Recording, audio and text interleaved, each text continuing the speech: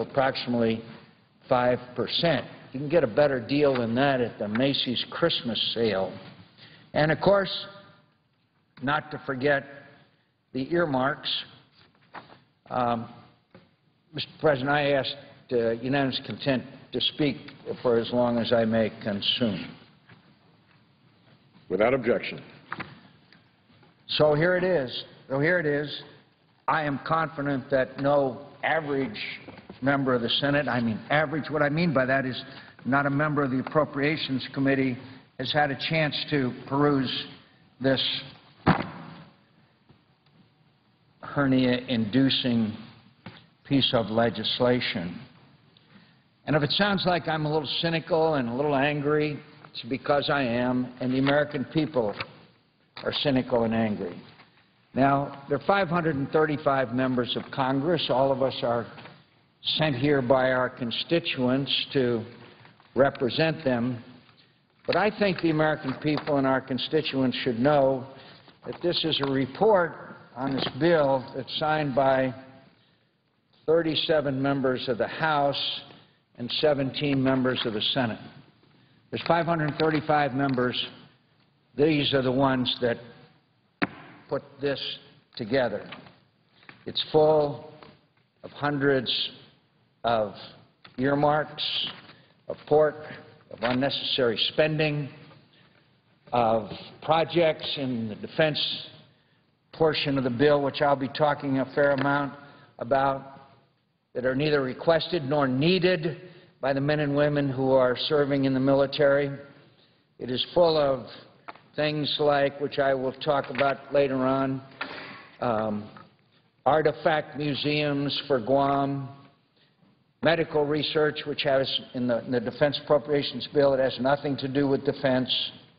And then we begin to wonder why the American people have such a low opinion of our performance here in our nation's capital. I saw a poll that it's as low as 9%. Hopefully that's not representative. Most are in maybe 10, 11, 12% approval. So we were debating a bill last year that had $1.1 trillion and contained 6,488 earmarks that total $8.3 billion. So now we have a bill that's $915 billion, and this year we have no traditional earmarks, but $3.5 billion in unauthorized spending in Department of Defense portion of this bill alone. Alone in this bill, of the defense appropriations part of it, is $3.5 billion that has never had a hearing, never been considered by the Armed Services Committee. If it was rejected. So we've got $3.5 billion just in the defense part of the bill that is nobody wanted or asked for, neither the military nor the services, nor was there a hearing, and they added $3.5 billion on the Department of Defense alone. I think the men and the women in the military deserve better than some of these earmarks that I will talk about. So here we are. We're in a rush. We've got to beat the clock. We haven't even moved to this piece of legislation yet. We haven't even moved to it yet. Moved to it. In case some of our constituents don't know, there'll be a call made to everybody's office and say, please agree to a few-hour time agreement so we can have a vote sometime tomorrow so we can all go home. And we will. And we will. And we will. You know, there will not be a single amendment, not a single amendment, debated and voted on this bill on this floor. You know, and I'd like to say that we didn't see it coming. The fact is, we did see it coming. Keeping with the regular order and the legislating requirements of the Senate, the Armed Services Committee, of which I am a proud member for many years, scheduled and conducted more than 70 hearings, vetted the President's budget request and reported a bill out, and 7 months later we moved to the floor of the Senate. Meanwhile, the appropriators, and we did authorize funding, and we did authorize hundreds of millions of dollars, and the appropriators, they decided that they knew better. We have a fundamental problem in the United States Senate, and we are unable to engage in the process of authorizing prior to the regular appropriations. And what's the outcome? A handful of people, all good, honest, decent people, I am sure, and unelected staff disperse hundreds of billions of dollars, often in a manner that directly contradicts the will of the authorizers, those who are entrusted in their committee assignments to authorize what's necessary to defend this nation. So here we are, 11th hour, rammed through a measure so we can get out of town for the holidays, and I will talk about some of the provisions, most of which are in the defense appropriations portion of this. Section 8083 of this bill permits the Secretary of Defense to transfer operations and maintenance funds. Now, my friends, operations and maintenance funds are supposed to be to buy the gas, the spare parts, the thing that keeps our military machinery moving. That's what operations and maintenance funds. So $33 million goes to Guam. And this funding is in direct contradiction of the explicit direction that was in the conference report, which prevented this because we knew that it was coming. So, the omnibus bill was subject to, if this bill was subject to amendment, I would immediately seek to strip the funding from this bill. Let me be clear. This funding that I'm talking about for Guam is a bridge to nowhere. The money, in part, to provide the government of Guam funds to buy 53 civilian school buses. They put money in the defense bill here, 53 school buses, 53 repair kits for the buses for $10.7 million. $10.7 million to buy school buses and repair kits for Guam. Why? Why would we want to do that? Because their reasoning is because we are redeploying Marines from Japan. But we have paused that redeployment in the authorization bill because we don't know exactly how to do it. So we are pausing the redeployment of Marines. Meanwhile, the appropriators move forward and put $10.7 million to buy civilian school buses. Not one single Marine, sailor, or airman has been assigned to Guam as part of the intended buildup that would justify in any way using that money. What else are we buying with this $33 million? Well, $12.7 million is intended to use for a cultural artifacts repository. I am not making that up. $12.7 million of your tax dollars is buying a cultural artifacts repository in Guam in the name of the redeployment of United States Marines from Japan, which is not taking place. And they claim that it's related to artifacts that will be dug up during the major military construction projects that have been planned for Guam as part of the buildup. But we have put, with the agreement of the Pentagon, we have put it on hold. So I guess it's important when you are doing a military construction project to preserve the artifacts, but, well, so the money intended for this cultural artifacts repository is at best early, much less if it were ever needed. So here we are with an investment of at least $33 million on a bridge to nowhere to hold artifacts that will never be dug out of the earth. The money in this defense appropriations bill for this cultural artifacts repository is actually going to be spent to build a 20,000-square-foot museum, most of which will be used for the storage of existing artifacts and existing administration, completely unrelated to the major military construction projects associated with the build-up on Guam. You know, that they get the benefits of $12.5 million in federal largesse for a new museum, which otherwise they couldn't get.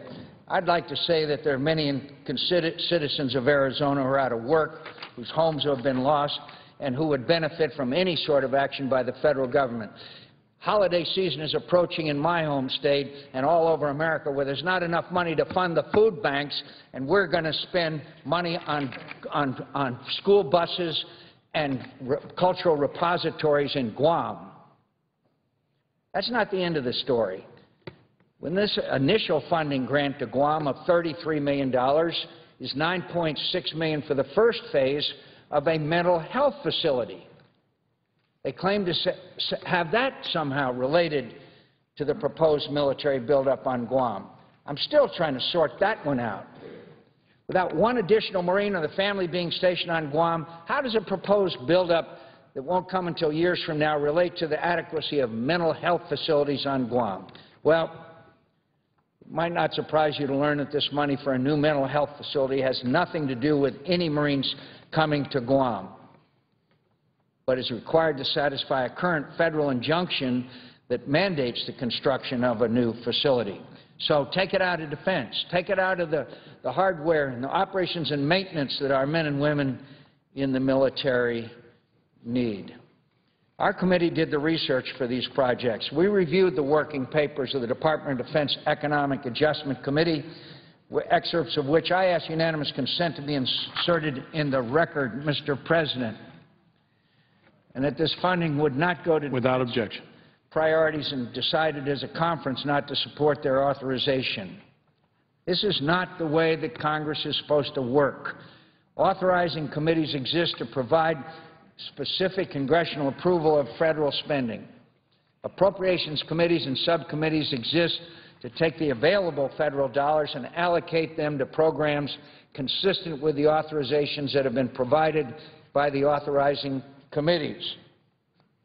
In no way do appropriations committees have the legitimate authority to override the specific direction of authorizing committees when those authorizing committees have spoken to a manner and denied authority for a specific type or level of funding. This is why the approval rating of Congress is in single digits. The American people have seen through this. They see this kind of abuse and waste, and they've had enough of it. If you don't understand the rise of the Tea Party, you can start by looking right here. It's not as if this issue was somehow hidden from the leadership of the Appropriations Committee. I wrote to the chairman and ranking member of the Appropriations Committee. Let me just give you a few examples of what the Appropriations Committee has done. There's a program called MEADS. It's the Medium Extended Air Defense System. The program was supposed to have been terminated and originally proposed in the Senate version of the bill. The defense appropriations portion of the bill is at $390 million, nearly the entire $406 million requested. So we found out that the Appropriations Committee was going to fund the program. I felt compelled to ensure that the final Defense Authorization Conference report prohibits any funding beyond 2012, and under the requirements imposed by the Defense Authorization Conference report, this year's funding will be restrained by prohibiting the Department from spending more than 25% until the Secretary of Defense provides a plan to either restructure the program in a way that requires no additional funding or terminates the program. So this report from the Secretary we wanted to get, what did the Appropriation Committee do?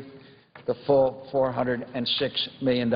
And I think my colleagues should understand, they have decided to never put this system, the Medium Extended Air Defense System, into operation. They want to have a corporate memory, a memory of what they have learned in spending what ends up to be a couple of $1 billion. On the next generation bomber, the President asked that there not be money proposed for the next generation bomber, but the appropriators chose to add $100 million. $100 million. And this is money for the next generation bomber that was not requested by the Air Force, nor was there any testimony by the Air Force leadership, either civilian or military, in support of this additional huge addition in funding. It magically appeared here. This morning, I tried to find out if this money would be wisely spent, and the answer is no. We called the Air Force Chief of Staff. They said they didn't request the funding. They don't want it. The money is ahead of need, meaning it could not be applied to the program in an effective or efficient manner. The analysis of alternatives, which helps determine what the capability of the bomber should be, will not be completed for another year and a half. The capabilities requirement document, which is key to ensuring that the new bomber design is stable, which is needed to determine if increased taxpayer dollars should be invested in the new bomber, is not complete and will not be complete for a couple of years. Finally, they wanted to use this money to sustain the bomber force they have. So why? Why? Why would we add $100 million when there is absolutely no way it could be used? Well, I can only say that there are reasons for it, and I will not make allegations, but it's not magic. It's not something that just appears out of thin air. There's a program called Combat Dragon. Of the approximately 100 unrequested and unauthorized additions above the President's budget request found in the appropriations bill, one of the more interesting ones is a $20 million allocation for an obscure aircraft program called Combat Dragon 2. The name is interesting, sounds pretty exciting. You won't find it in the President's budget request. It didn't appear in our authorization bill, so I asked my staff to find out what happened. The purpose of the program, Combat Dragon 2, is to lease up to 4 crop duster-type aircraft and to outfit them with machine gun pods, laser-guided bombs, rockets, and air-to-air missiles. So I asked if this requirement was justified, vetted, approved in any way. The answer was no, no, no. There's no urgent operational requirement for this type of aircraft. And after a little investigation, we found that this aircraft lease will not be, surprise, surprise, will not be competitively awarded. And as such, is effectively earmarked for a particular aircraft manufacturer who has the corner on this particularly obscure part of the aviation market. C-17, the Defense Appropriations Bill adds $225 million, only $225 million, for an unrequested, unauthorized C-17 aircraft that no one in the United States Air Force or the Pentagon thought we needed. According to every strategic planning document, the Air Force has an excess capacity of large cargo aircraft, and the Air Force already has 222 C-17 cargo aircraft and more than 80 C-5. The key reason for an overage of large cargo aircraft is because the Appropriations Committee over the past several years added 44 C-17s that were not authorized, that we neither needed nor afforded, at a cost of $14 billion, above the Department's request. The OMB, the 5 Secretaries of Defense, Commander of the Transportation Command, the current Secretary of the Air Force, have all unanimously stated they do not need, nor can they afford to operate any more C-17 aircraft. In fact, the President appealed to the Congress that the nation cannot afford any more, and you'd think that after $14 billion and 44 C-17s, averaging over $250 million each, would be enough of an earmark. Obviously not so for the Appropriations Committee. There are others in this that some of my old favorites are on it. $25 million for unrequested helicopter upgrades, an increase to the Civil Air Patrol program of $7 million, unrequested, unauthorized, $273 million in unrequested, unauthorized research on everything from Parkinson's disease and HIV to alternative energy and nanotechnology. Speaking of alternate energy, the appropriators tucked unrequested, unauthorized funding throughout a certain division of the bill. $130 million ambiguously named, quote, alternative energy resource is scattered for the same sort of programs that brought us the recent achievement of the Department of the Navy, which proudly announced the purchase of 450,000 gallons of alternative fuels for $12 million. My friends, that equates to $26 a gallon. You'll be glad to know your taxpayers' dollars is now paying $26 a gallon for aviation fuel. But, no, they need more money. $262 million in unauthorized Navy research and development programs. The list of Navy ads is eerily similar to the Army's. And as you would expect, it covers a familiar set of member interest items: nanotechnology, alternative energy, and giveaways to home state interests. $50 million increases for space situational awareness. I repeat, $50 million in increases for space situational awarenesses with two funding lines, just two lines. No justification, no argument for it. Maybe it's good, maybe good, but we won't know. We won't know for months and months and months and maybe years. So for those of you that are interested in the compelling national security issue of space situational awareness, you'll be glad to know that $50 million of your tax dollars is going to be spent there. The budget requested $86 million for operationally responsive space.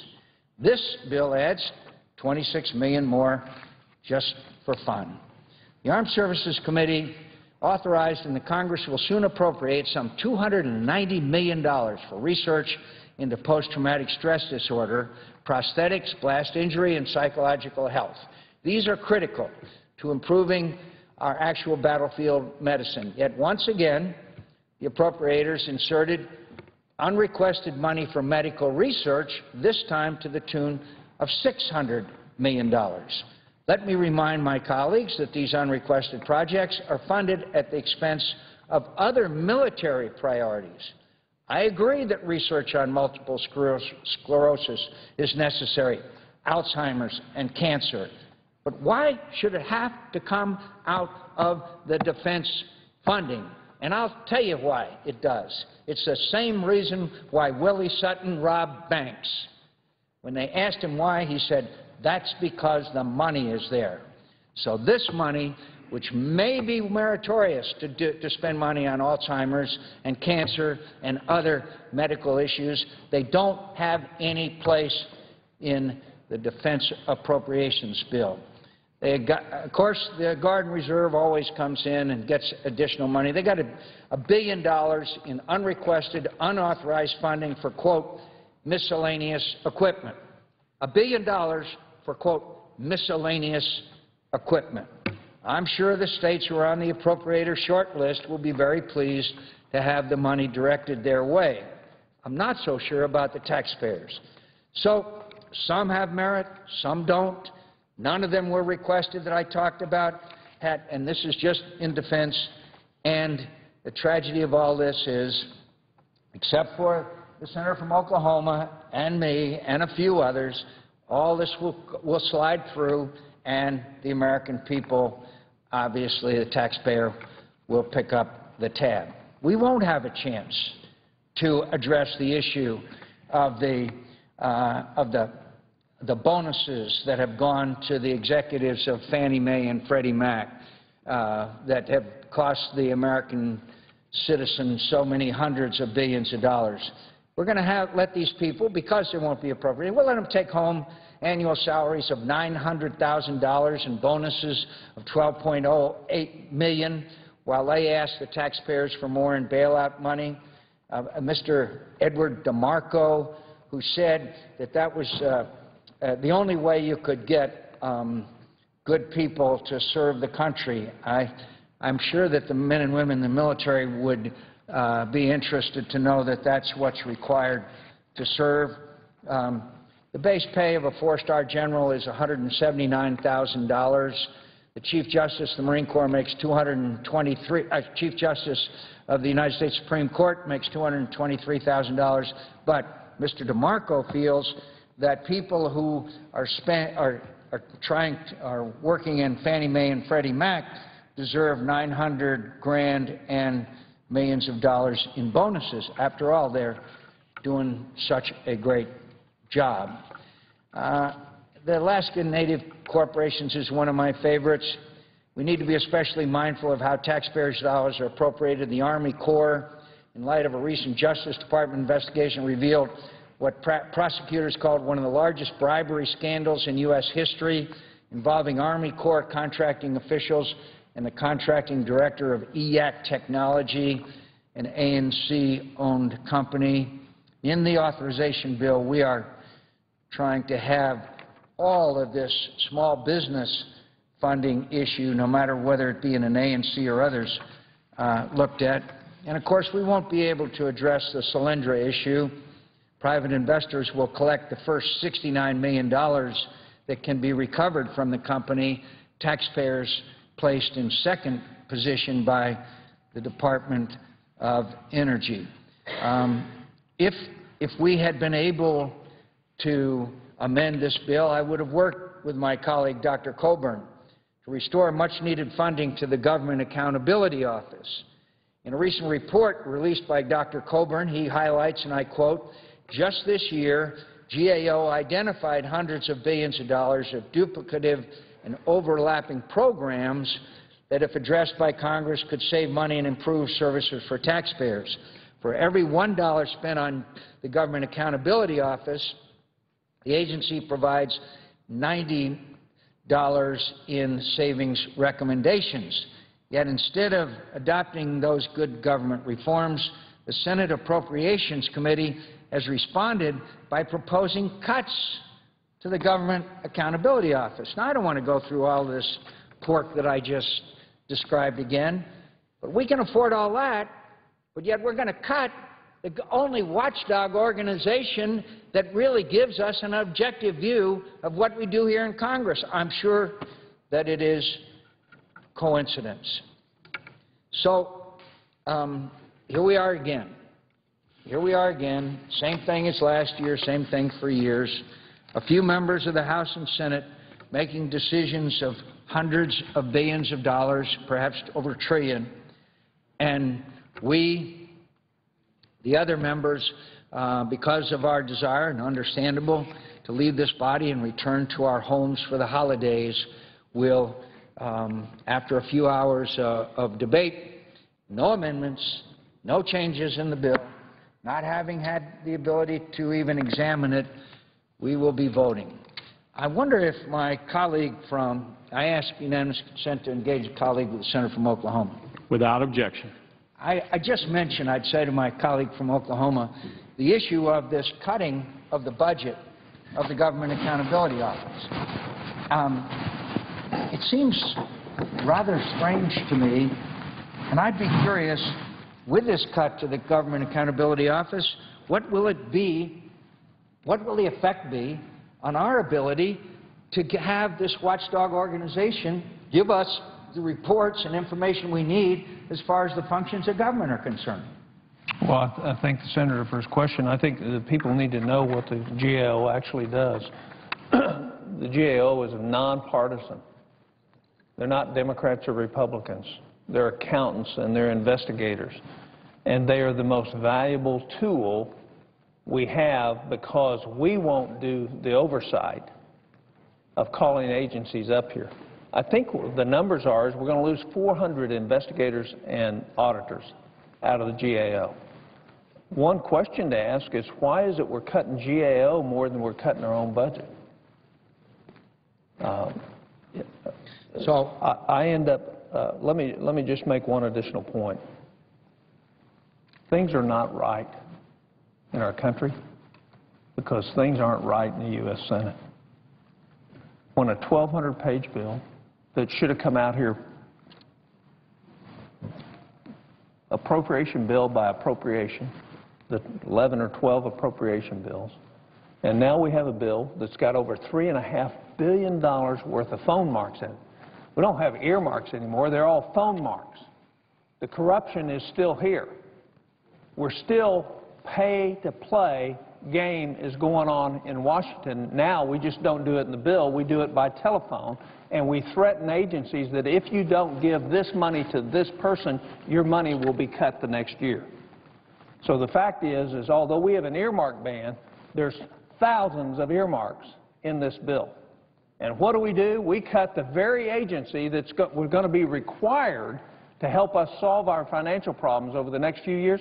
We cut them more than we cut our own budgets. Now, they can be cut, and it's appropriately so. Everybody's going to have to share. But to cut the GAO 6.4%, 40% more than we're cutting our own budgets, out of spite, they and the Congressional Research Service do the best work on the Hill. They do better than we do. And yet we're going to take away a tool that's going to help this country solve its very difficult financial problem. I think it's outrageous. It nauseates me.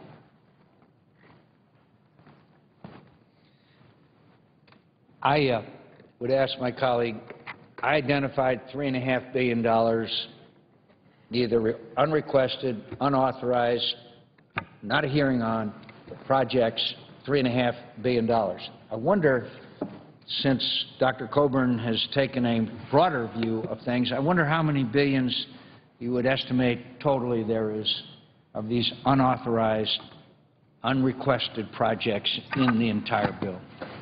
Well, I'd just respond to the Senator. I don't know for sure because we haven't been able to go through the whole bill. And the creativity associated with parochialism and getting reelected by helping the very well-connected few in this country is unbelievable. So it's hidden, and it takes a long time. It doesn't take 48 hours. We got this at 2 o'clock Tuesday morning, this bill. That's when we got it. And, of course, nobody's around at 2 o'clock Tuesday morning, are they? So we'll have 72 hours to read a 1,200-page book. And then we've got to figure out what's in it. And like you said, Senator McCain, we're not going to know what's in it. Not until the next cylinder comes, not till the next person goes to jail, not till the next senator goes to jail. We're not going to know. The fact is what we're seeing is irresponsible behavior on the part of the Congress with this bill. And if we don't break this cycle of protecting incumbency through spending money, we're not going to have a country left. It's not just wrong, it's immoral. It's immoral. I mean, you talked about research at the Department of Defense. There's good reasons to do medical research at the Department of Defense, but we have the world's premier institute, the National Institute of Health. And we're not increasing them significantly, but we're markedly increasing the study of MS at a military research facility instead of through NIH, where we're spending $100 million already a year on it. So we're going to duplicate it. I've said it before, we've taken a stupid pill. We've either taken a stupid pill or a corruption pill. I don't know which it is. But I know that long-term effects of doing this kind of legislating at this time in our history, when we have the greatest difficulty and the greatest landmines ahead of us financially, for us to do what we're doing here today, to please a very small group of congressmen and senators who happen to make up the Appropriation Committee, and to address their election concerns, and they're knowing better than what the authorization committees. You know, it won't surprise you, Senator McCain, that in this bill, this conglomeration of what I'll call an omniterrible, is over $400 billion in spending that is unauthorized, that has never been authorized, or the authorizations have expired long ago, and the authorizing committees don't reauthorize it for a reason, yet we keep spending the money. So I think it's amazing that we have as high as a 9% approval rating. And I'm saddened, not just for us, I'm saddened for the future of America, that we would now, right before Christmas, because we're running on a deadline to go home, we're going to pass a bill that is essentially irresponsible, inept, and loaded with political favors instead of doing the best right thing for this country. You know, the GAO in March, late February and early March, put out a report on duplication in the federal government. Most of my colleagues applauded it. It was a great deal of work that they spent a lot of time on. The second component of that, the second third of the federal government, is coming out this February. And in it was hundreds of billions of dollars of duplicative programs. Not in one place in this bill that we've been able to find so far have any of what the GAO said should be eliminated, should be discontinued. None of it has happened. What's the consequence of spending $200 billion of borrowed money, money we don't have, on what the GAO says things we don't need? What's the consequence of that? What the consequence of that is impoverishment of our children. It's the theft of opportunity from our children. That's what it is. So I don't say the word corruption lightly. When you're stealing opportunity and you're impoverishing those that follow, that is corrupt. It's also immoral. We won't be able to defeat this bill. We won't be able to amend this bill. We won't be able to offer amendments that the GAO said is absolute stupidity because of the way we're bringing this up and the fact that we didn't bring these bills through here, and the bills we did bring through, they limited the amendments on anyway. So the voice of the average American doesn't get heard in the Senate under the way it's operating right now.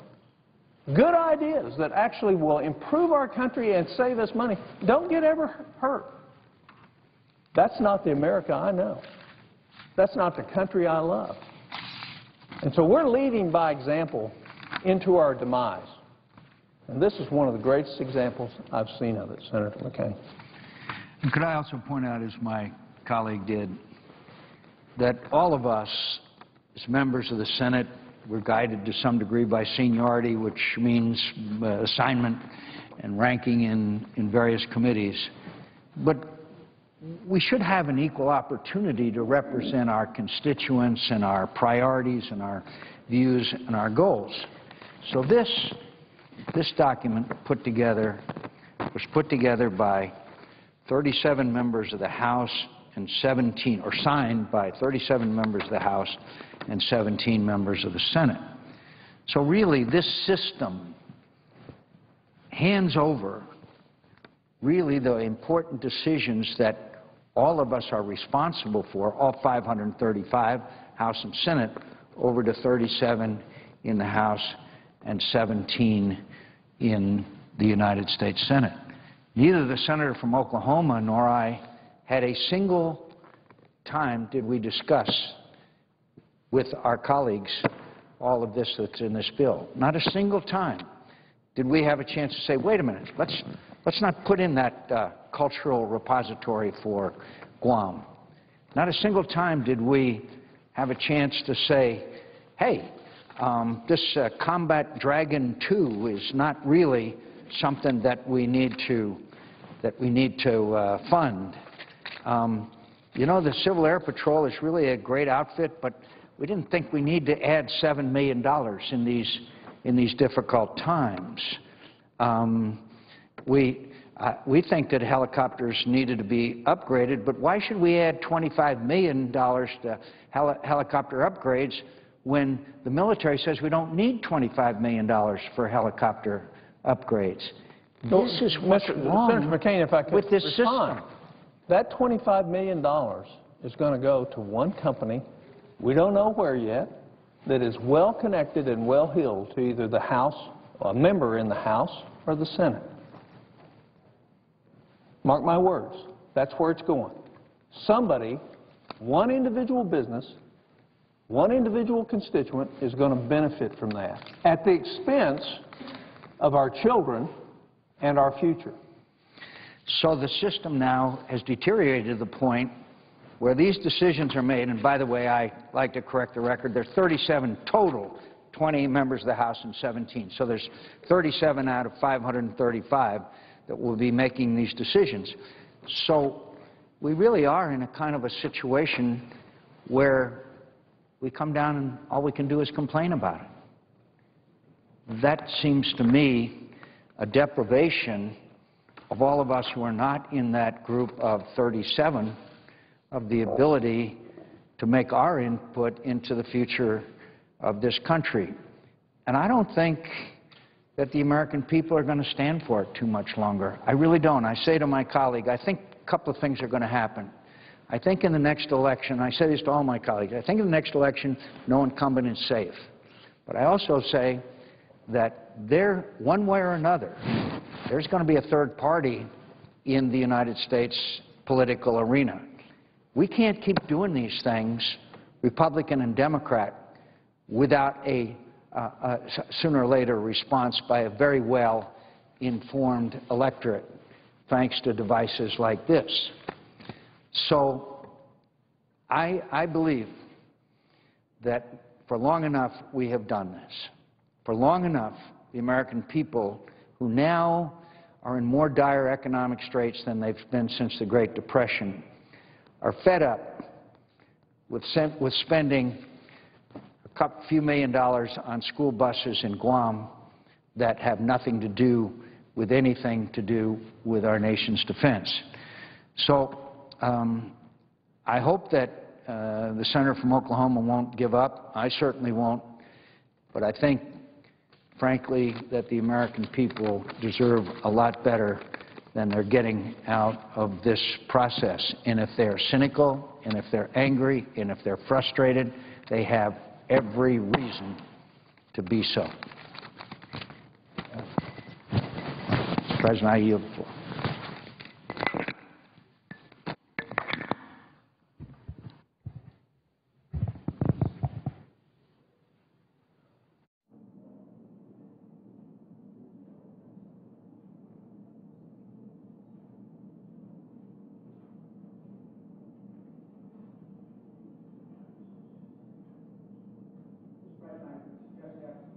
Clerk will call the roll.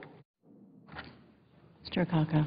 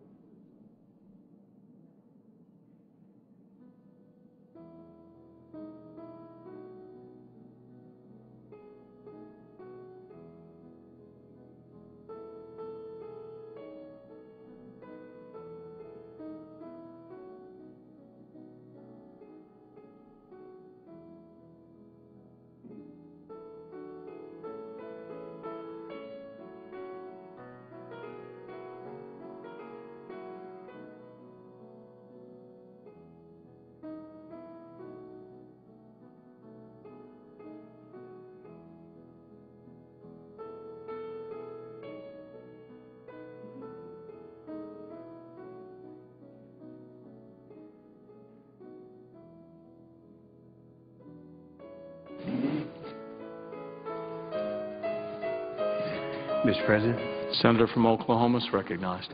Mr. President, I ask unanimous consent that quorum call and progress be vitiated. Without objection.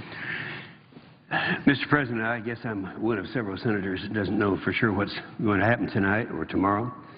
I do know that we have one very contentious issue in the pipeline, and several people have been talking about this, and I'd like just to get perhaps a different, maybe a historic perspective on this issue as we're looking at it. One thing, I think it's, with all the talk and all the demagoguing on the fact that people think that they want us to be independent from the Middle East and are producing our energy, when in fact we have the recoverable resources here in the United States to be totally independent. The North American continent could be totally independent in providing its own energy. And we're the only country in the world that doesn't exploit its own resources. We have more recoverable reserves in oil, gas, and coal than any other country in the world, and yet it's a political problem because there are people who do not want to exploit our own resources. They don't want to go offshore. They don't want to go into our 84% of our onshore public land is off limits, so we can't drill there. And it's very disturbing when you look and you see the real reason. We have an administration that doesn't want us to exploit our own resources. We have a Secretary of Energy who said that we are going to have to get the price of gasoline at the pumps up to comparable to Central Europe. That's $8 a gallon, before people are going to realize that we want to go another direction other than fossil fuels. We have an Assistant Secretary of Treasury who has said that we want to wean ourselves off of fossil fuels. And, you know, all this green energy stuff and all that's fine. And someday, when the technology is there, we'll be able to do something with it. But it's not there. In the meantime, you've got to run this machine called America. And so here, the rest of the world is laughing at us and looking at us and saying, why is it we have a country that doesn't use its own resources? It's pretty mind-boggling to me. The first effort that this administration, in order to hide this agenda of not wanting to provide our own energy, was to do away with hydraulic fracturing. A lot of people don't know what that is. Hydraulic fracturing is a technique that was started in my state of Oklahoma in 1948. There's never been a case of groundwater contamination in over 1 million of these applications since 1948. And yet, when the president would make a speech, as he made about 6 months ago, saying, well, we need to use this good, clean natural gas, and it's plentiful, it's cheap, and we have a lot of it, and we should use it, but we got to do something about hydraulic fracturing. Well, the reality is that you can't get into any of these tight formations for oil or gas without using hydraulic fracturing, a perfectly safe process.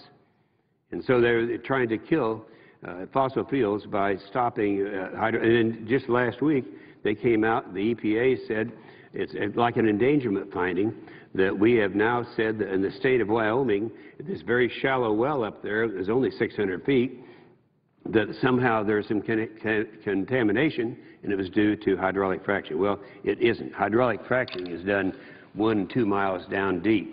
So that's one of the efforts. And the second thing that we're addressing tonight, and this is significant because it's almost as if with all the majority they have supporting the president, with 2012 elections coming up, I'm in shock that a lot of my colleagues on the left side, on the Democratic side, are following President Obama off this plank and going along with these efforts to kill fossil fuels.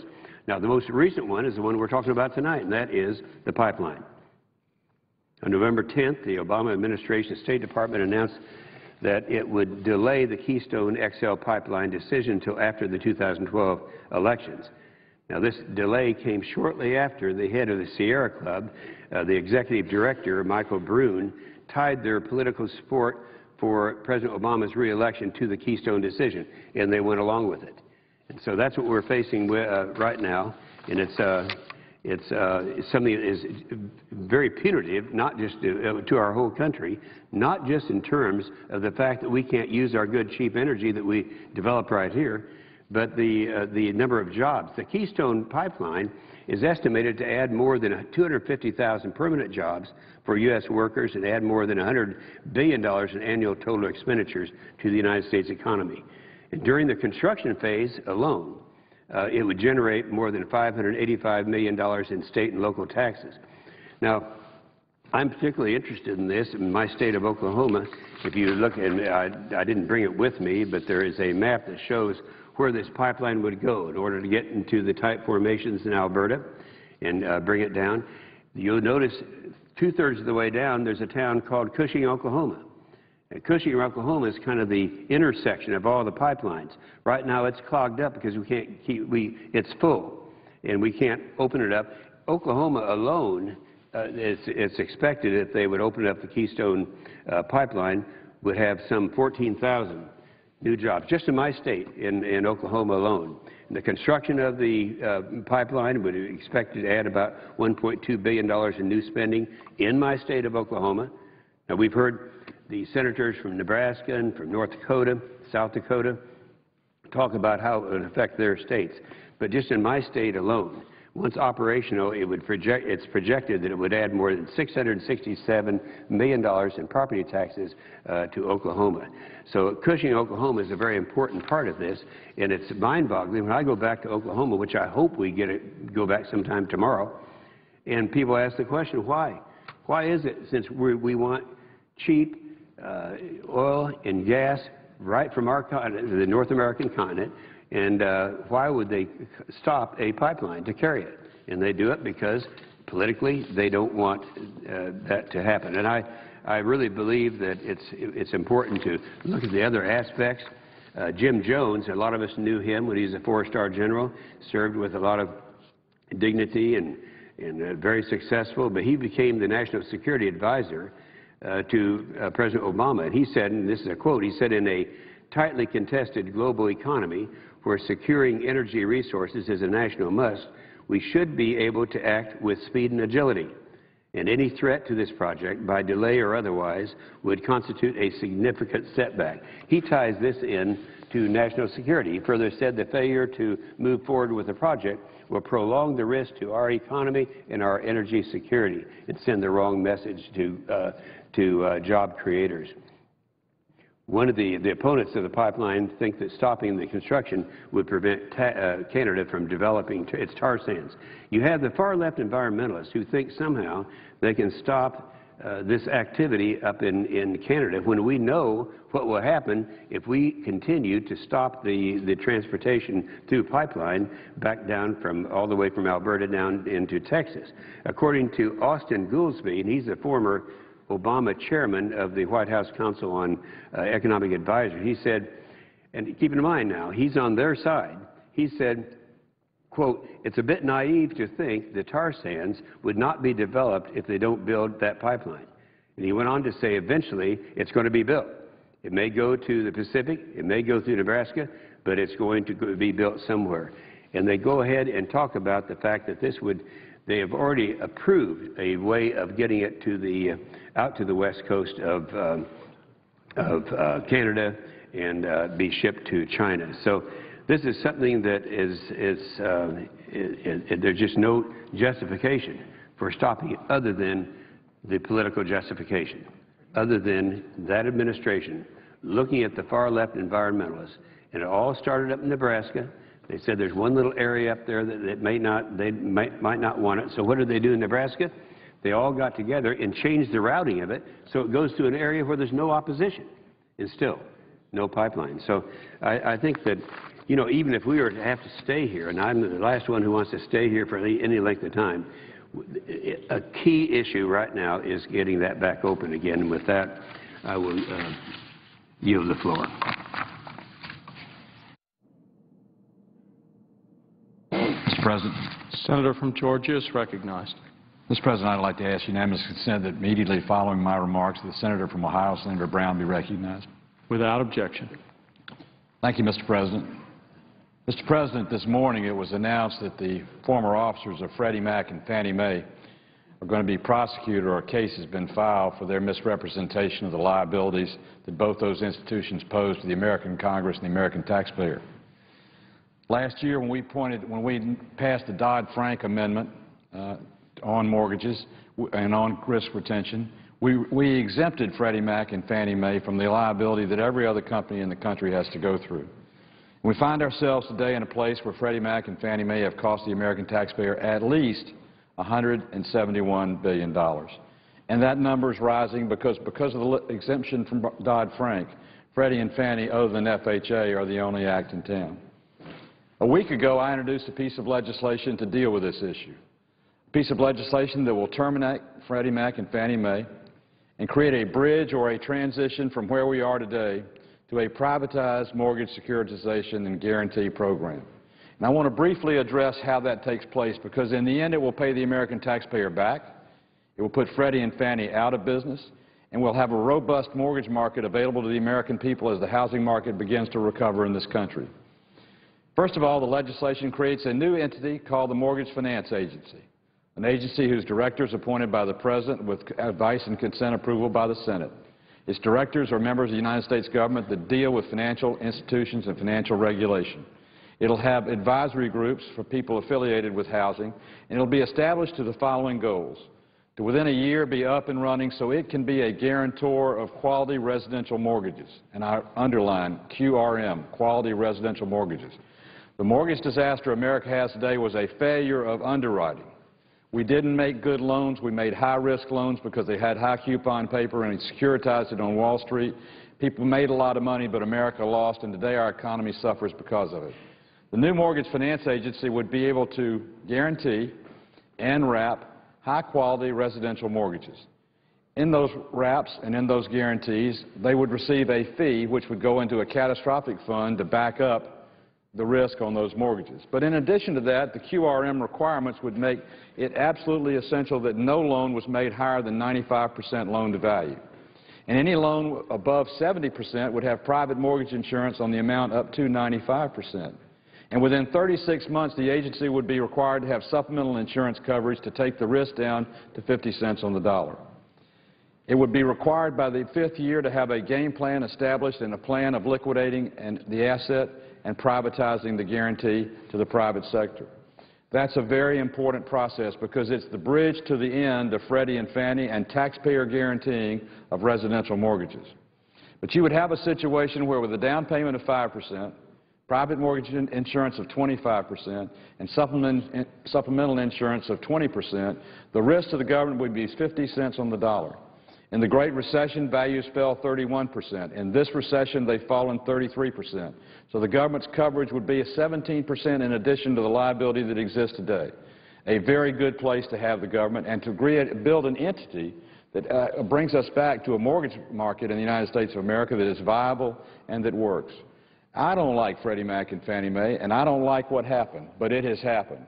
And I know everybody wants to terminate them, and I do too. But we've got a difficult housing market in America that will only come back when there's robust capital flowing into the mortgage markets. And that will only take place if we get ourselves out of the current dilemma we're in and on a path towards privatization. The American private sector is a tremendous entity. It has proven in many ways that it can find the solution to most all problems we have. But we have got to create a bridge to that privatization. We've got to create an entity that works, an entity that's self-sustaining, and change some of the principles of lending back to the way it used to be in this country, where people, when they borrow on their house, really have a job, and it's verified. Their credit score indicates they can make the payments that they're going to be required to make. Their credit history is a good history, the house appraises, and the underwriting is sound, and most importantly of all, the borrower has skin in the game. There's insurance on the mortgage above 70% and the supplemental insurance down to 50%. When you do that, you have qualified residential mortgages, an entity that in the beginning can secure those and can guarantee those, and can at the end of 10 years have an institution that can be privatized. And here's the real kicker. Upon privatization, the money that's made by the government on the sale of the entity goes to pay back the taxpayer for the $171 billion or more they've lost, and any excess money, which there more than likely would be, goes to reduce the national debt. So I hope everyone in this body will look at the Mortgage Finance Agency proposal that I introduced last week. And when we come back next year, instead of griping about the problems that we've had, let's start looking to the solutions that will take us back to the America we love economically and the housing market that is absolutely critical to our country. Mr. President, I yield back my time and yield to the Senator from Ohio.